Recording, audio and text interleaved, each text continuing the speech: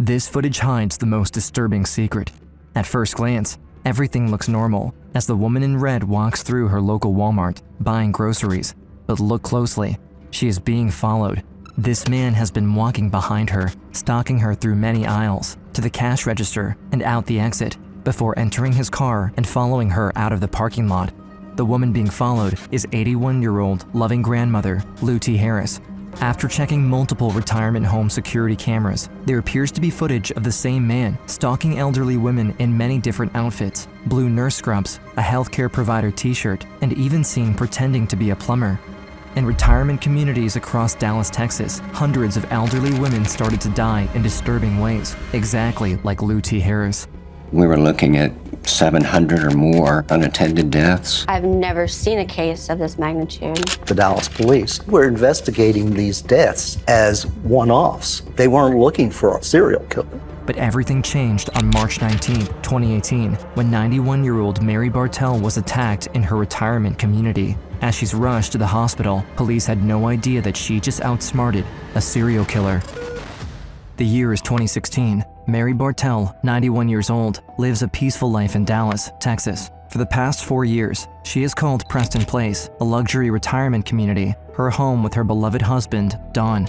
Retirement communities are supposed to offer a safe and comfortable environment, providing all the amenities of a real home in a resort-like setting, perfect for Mary and other seniors. Safe and secure in a 16-acre gated community.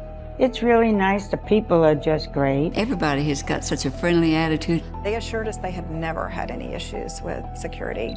Mary and Don were happily married for 67 years, until Don passed away in 2015.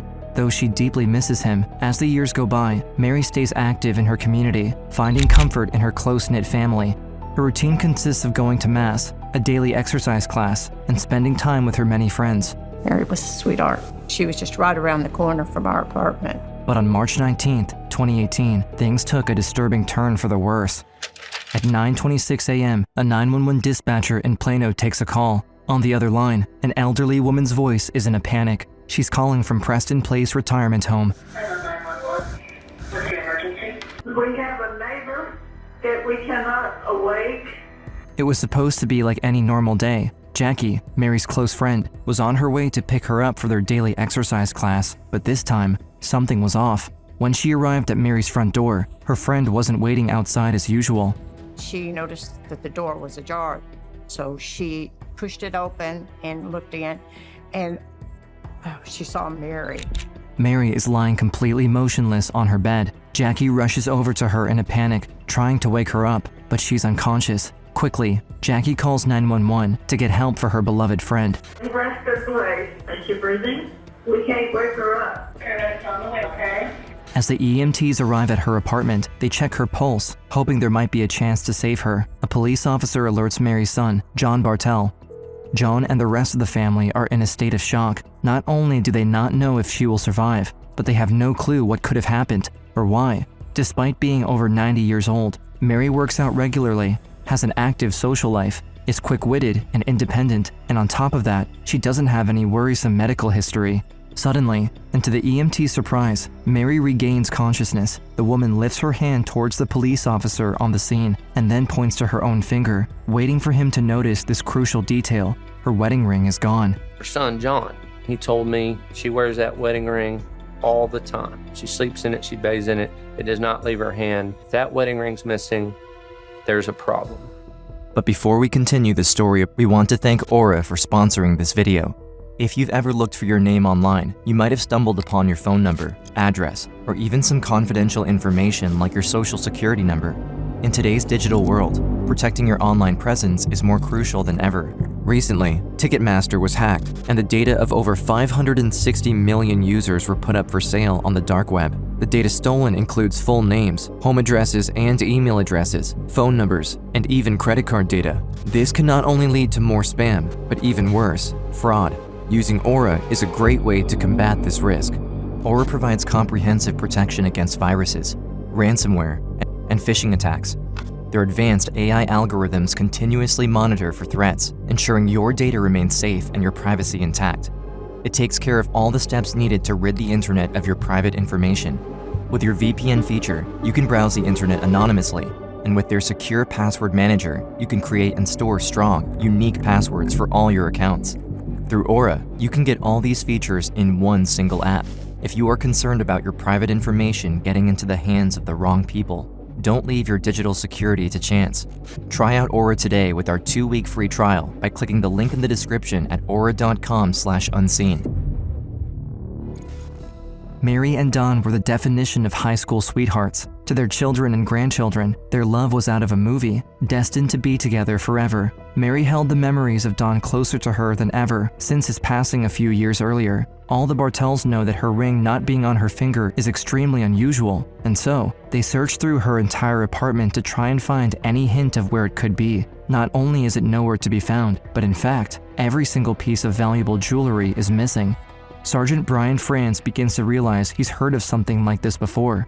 It reminded me of the bulletin Officer Chapman had put out regarding thefts from deceased people.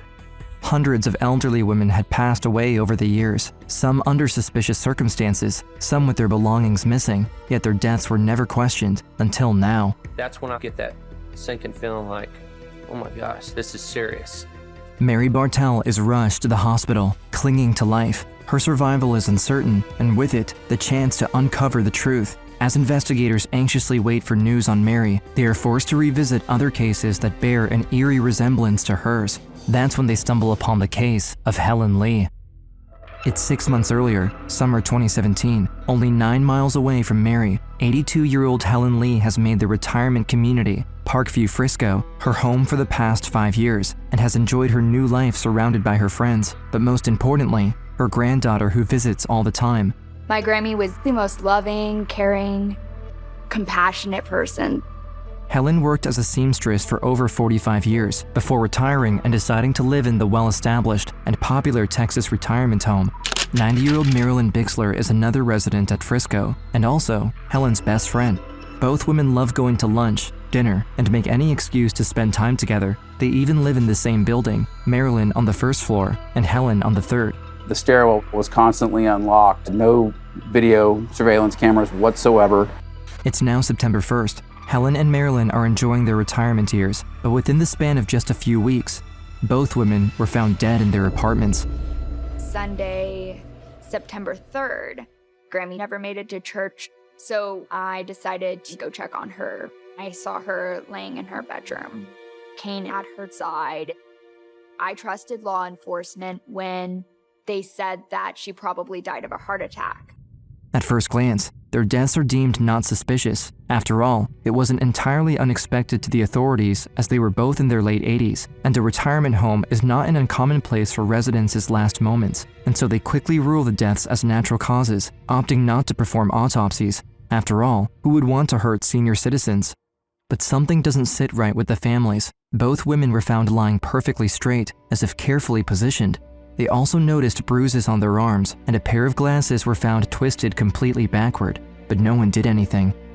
I asked the police, do you think someone hurt my mother? But then I was told no. She had died naturally, and someone just happened to come by and rob the jewelry off of her cold, dead body. The night Mom died, I realized her ring's gone. And I said, who stole Mom's ring? She never took her ring off. With new robberies continuing to pile up, local police are now forced to dig deeper. They uncover a troubling pattern, a string of elderly women over the years, all found dead under similar circumstances, all missing valuable jewelry, wedding rings, gold necklaces, even a Rolex watch. The total worth of stolen items exceeds $500,000, and the timing of the disappearances with the deaths is too coincidental to ignore. This points to something far more sinister. Normally you have maybe 3 deaths a year at Tradition Prestonwood. Now we've got several deaths in 3.5 months with stolen jewelry. There should be alarms going everywhere. Between 2016 and 2018, hundreds of senior citizens' deaths are now being investigated, and each of them can be traced back to only 4 luxury senior living facilities. We were looking at somewhere probably around 700 or more unattended deaths. For years, the retirement home management seems to do nothing about it, but the families push for answers. They get in contact with the community relations director at Tradition Prestonwood, Edmundo Sanchez, asking what happened to the jewelry.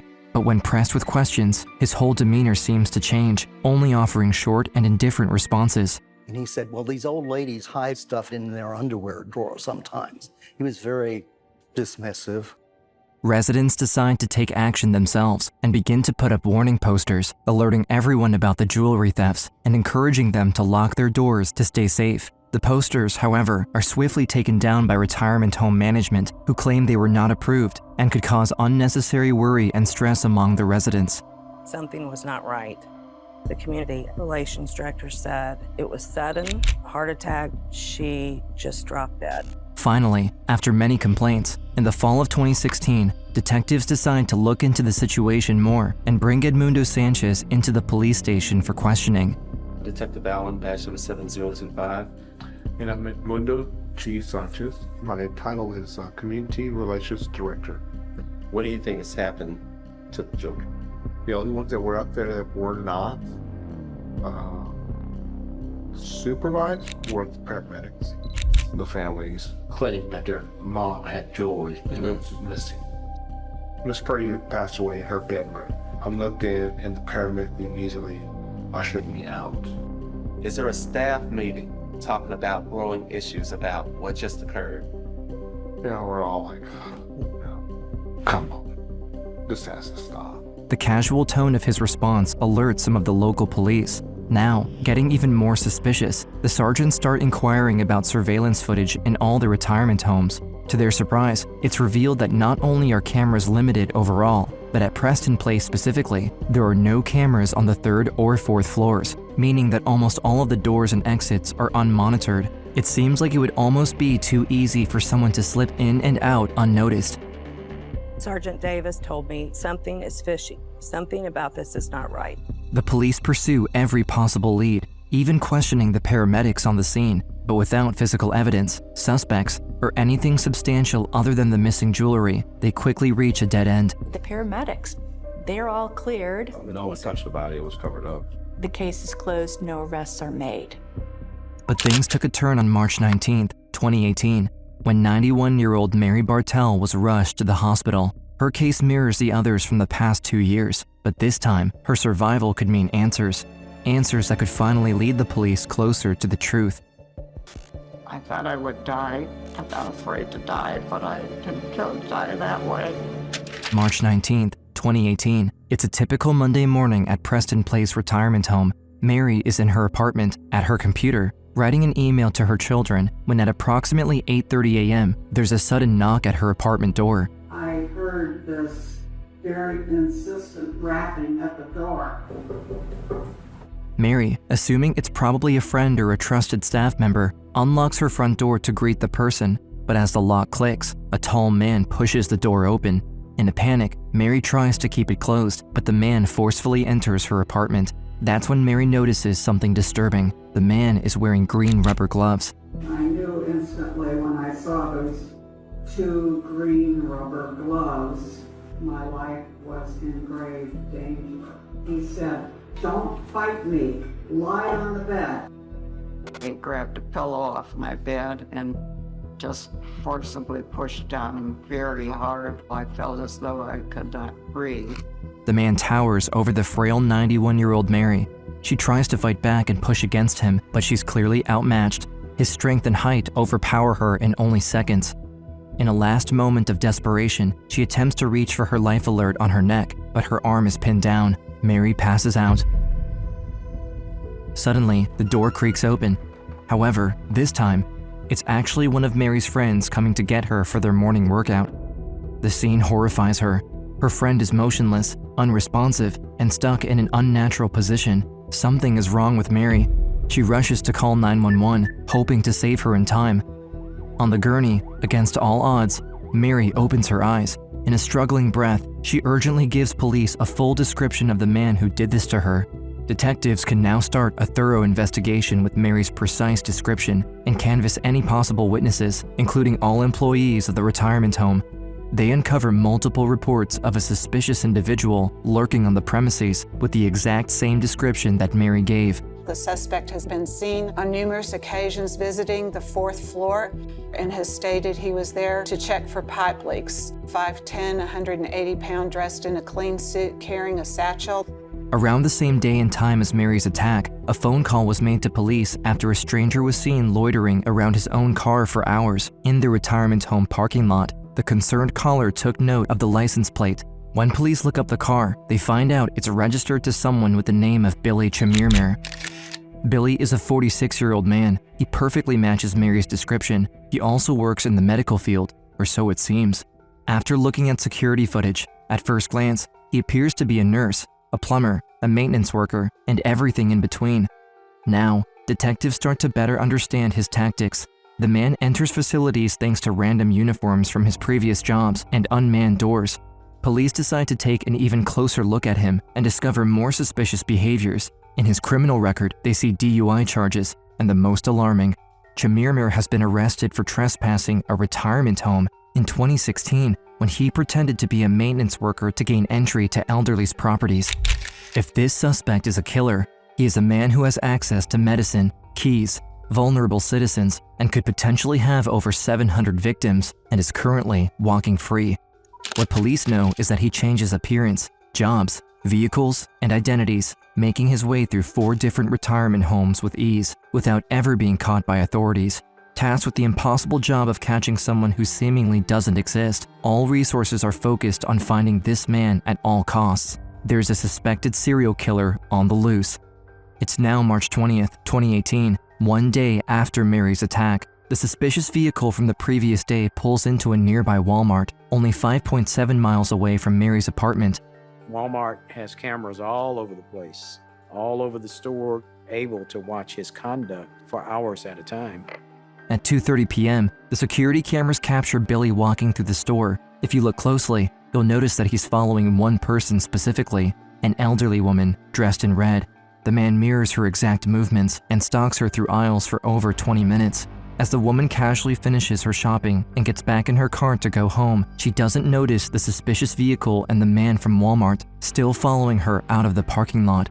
It is terrifying to think that you could just be going your merry own way in Walmart, be followed home. It's now 5:50 p.m. Hours later, on that same day, police finally spot Billy's vehicle. According to their descriptions of Billy, the driver is a perfect match. Police tail the vehicle as it enters an apartment complex. The suspect stops in front of a dumpster, gets out of his car, and throws something unidentified inside of it. While some of the officers continue to follow him, the others go investigate the dumpster. They retrieve the items their suspect has left behind and make a shocking discovery. There's a beautiful, bright red jewelry box. It seems to have been broken into. Some valuables were left behind, but most importantly, they find an old name tag inside the box, along with the document. The name reads Lou T. Vang Harris. Police quickly search the name and find an 81-year-old woman who lives less than 2 miles away. It's now a race against time. There was a decision made quickly. Go to that residence and do a welfare check. One of the neighbors asked me, "Is everything okay?" I said, "Yes, sir, we just need to check the welfare of the lady who lives here." And he said, "Well, she should be fine. I saw her at the post office at 4:30. Since it's in their jurisdiction, ultimately force entry into the residence." As police rush inside the home, they're sadly too late. The body of an elderly woman is found, and she matches the description of Lou T. Harris. The family members are immediately notified. Lou T. Harris's granddaughter, Karen Vuong, knows something must have gone horribly wrong when one day, her dad unexpectedly picks her up from school. My dad picked me up from the university. He immediately burst out sobbing, like, "Karen, I have to tell you something."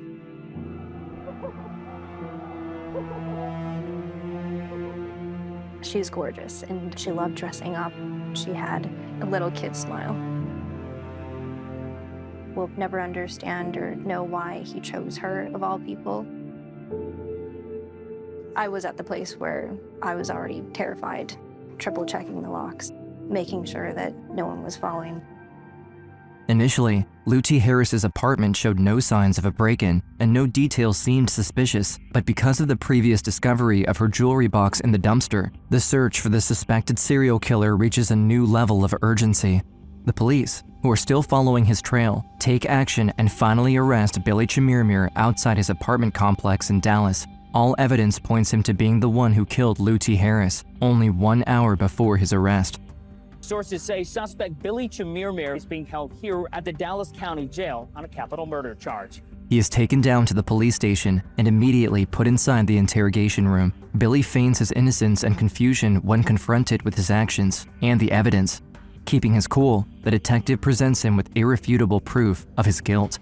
Chemirmir's apartment, Dallas found several cell phones, gloves, a printed out passport for an alias. In his vehicle and in his apartment, police had found multiple pieces of jewelry belonging to previous victims and evidence linking to more than one suspicious death. In an attempt to get more information, police go to local pawn shops and jewelry sellers, bringing a picture of Chemirmir, hoping they might recognize their prime suspect and gather even more evidence. One of the owners of Diamond & Gold's exchange immediately recognizes Chemirmir as a regular customer, appearing in security footage consistently. He's laughing, shaking hands. He portrayed himself as a buyer and a seller of jewelry, obtaining it legally. This was his job. Through multiple different pawn shops, diamond stores, and even online marketplaces such as eBay, Chemirmir reportedly made over $100,000 selling jewelry. But this number is most likely much larger than the police can even fathom. It's April 2022. After the first trial for Lou T. Harris ended in a mistrial, the second attempt to bring Billy Chemirmir to justice finally begins. The trial now focuses on her murder only, despite Chemirmir's alleged involvement in at least 18 other murders. The trial of Billy Chemirmir starts in just a couple of hours. Prosecutors believe that the evidence against Chemirmir in the murder of Lou T. Harris is the strongest. She's the last victim he's accused of killing about an hour before his arrest. Counsel, how does your client plead? Your Honor, ladies and gentlemen, the jury entered the plea of not guilty. Evil little man with his beady little eyes. There's nothing in there. There's no soul. Ladies and gentlemen, this is a case about stalking, smothering, and stealing. The prosecution began its case focusing on the day before Billy Chemirmir's arrest, when he's accused of attacking 91-year-old Mary Bartel. On the very first day, Mary Bartel's testimony is played to the court. Her words and her powerful description of what happened paint a horrific picture of the evil that she faced. It was some of the strongest evidence we had. Miss Bartel told us exactly what he did, how he went about it. In the courtroom, victims' families hang on Mary's every word, knowing now what their own parents and grandparents must have endured. Mary's children are incredibly proud of their mother's bravery. April 28, 2022. It takes the jury only 45 minutes of deliberation to convict Chemirmir of capital murder. At this time, having a jury of 12 that had found him guilty of the offense of capital murder, he was suffered a sentence of life without the possibility of parole. Lou Harris's family is relieved. Their mom and grandmother are gone, but justice has been served. Now would get what his actions deserve. We are incredibly relieved that justice is finally here. We would hope that what we've gone through here, that these communities wake up and hold themselves accountable. Families of 22 victims linked to Chemirmir have been invited back to court next week to give victim impact statements. That's where they will be allowed to address Chemirmir directly for the first time. The judge allowed all of the victims linked to Billy Chemirmir to testify. Fabulous big pictures of our moms for us to hold up. My mother was Miriam Nelson. She was healthy and vibrant, kind, funny, and she loved life. She taught me to always look for the good in everyone. And because of Mary, on October 7, 2022, Billy Chemirmir was convicted for a second time, ensuring he would never hurt anyone again. Today, Mary's legacy lives on throughout her family and through the families of all the other victims. Sadly, she died peacefully in 2020, a few days shy from her 93rd birthday. Mary is deeply missed, but her life is living proof that courage has no age. Her memory is cherished by everyone who knew her, and her heroism is an inspiration to all.